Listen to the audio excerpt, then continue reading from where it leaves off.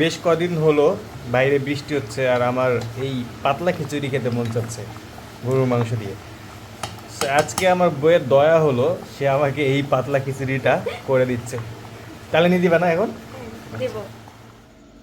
এই ছেলে, এই ছেলে, ওঠো ওঠো, উঠে যে ফ্রেশ হও, মুতু করো, ওঠো। আলহামদুলিল্লাহ আমাদের এসিটা অনেক ভালো চলতেছে। এত ফাস্ট কুলিং করে বলার মতো না, অনেক ফাস্ট কুলিং। ওকে।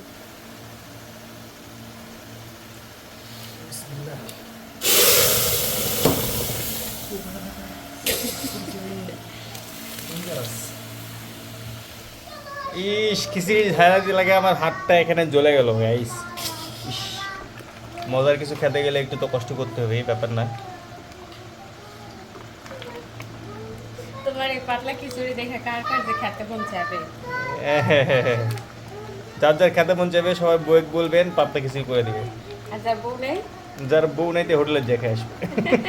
মাইক বললে তো রান্না করে হ্যাঁ, দিবে। মাইক বলেও রান্না করে দিবে। আলহামদুলিল্লাহ আমাদের খাবার রেডি। দাও, মাংস দাও। আমাকে তো মাংস দাও। পেঁয়াজ, লেবু। লেবু। রান্না লেবু। মা দাও না এখন। Thank you, thank you, thank you. আজকে সকালে স্পেশাল আয়োজন, পাতলা খিচুড়ি সাথে গরুর মাংস বোনা মানে ভাজি, মামা চিকেন পেঁয়াজ, লেবু দিছে না। সব মিলে আলহামদুলিল্লাহ সে মজা হয়েছে।